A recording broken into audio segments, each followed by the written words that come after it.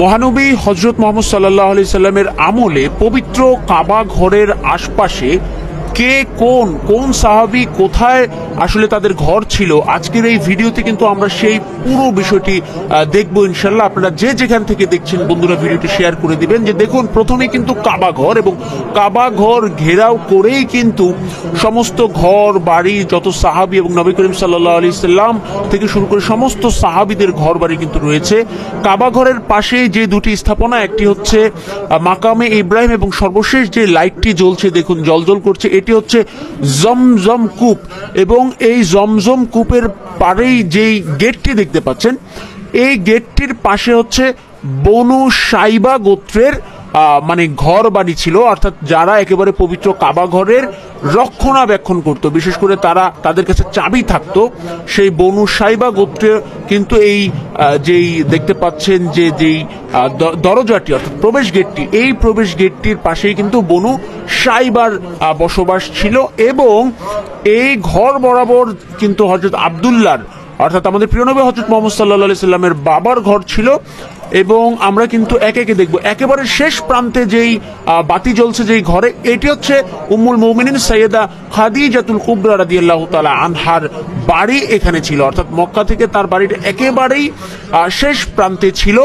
এবং আরো কাছের যে জায়গাটি, এই যেটি এখন জ্বলজ্বল করছে, এটি হচ্ছে হাউস অফ আবু সুফিয়ান। মহানবী হযরত মুহাম্মদ সাল্লাল্লাহু আলাইহি সাল্লামের আবু সুফিয়ানের বাড়ি ছিল এই যে ঠিক যেটি এখন জ্বলজ্বল করছে। আর এই যে এখন যেটি জ্বলছে, এটি হচ্ছে আমাদের প্রিয় নবী হযরত মুহাম্মদ সাল্লাল্লাহু আলাইহি সাল্লামের পিতা হযরত আব্দুল্লাহ ইবনে আব্দুল মুত্তালিবের ঘর অর্থাৎ বাড়ি। আমাদের নবী করিম সাল্লাল্লাহু আলাইহি সাল্লামের ঘর কিন্তু একদম কাবা ঘরের যে গেট, এই গেট বরাবর কিন্তু সোজা, যেখান থেকে পুরো কাবা ঘরকে সরাসরি দেখা যেত।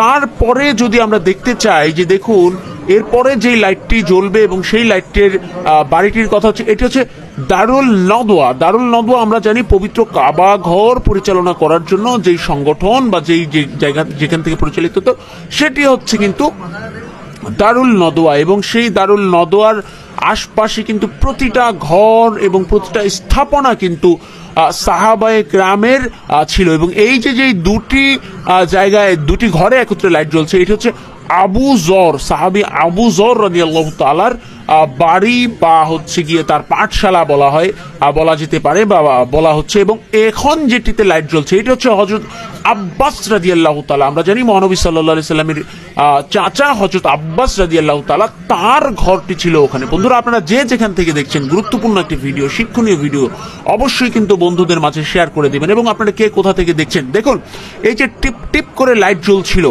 এটি কিন্তু হযরত ওমর বিন খাত্তাব রাদিয়াল্লাহু তাআলার বাড়ি। এবং সবশেষ এই এখন যেই জায়গাটাতে লাইট জ্বলছে এবং একত্রিতভাবে যে দেখবেন এখানে জ্বলে উঠবে, এটি হচ্ছে সাফা পর্বত অর্থাৎ জাবালে সাফা। যেই সাফা এবং মারোয়া পর্বতের মধ্যবর্তী স্থানে আমাদের হযরত ইসমাইল আলাইহিস সালামের আম্মাজান হযরত হযরত হাজেরা রাদিয়াল্লাহু তাআলা আনহা যেখানে ছিলেন, এবং এখান দিয়ে যে তিনি পানির জন্য দৌড়াদৌড়ি করেছিলেন, এই সেই সাফা পর্বত। তিনি কিন্তু একবার সাফা পর্বতে গিয়েছেন, আরেকবার মারোয়া পর্বতে গিয়েছিলেন।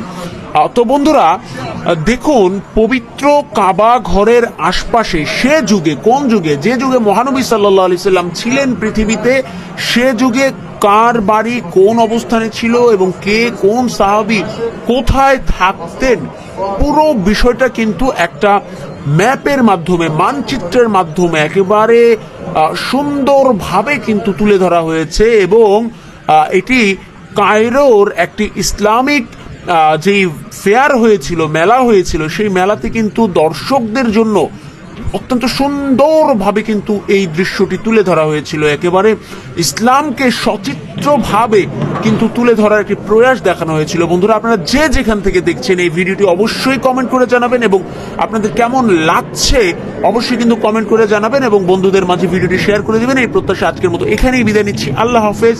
আসসালামু আলাইকুম ওয়া রাহমাতুল্লাহি ওয়া বারাকাতুহু।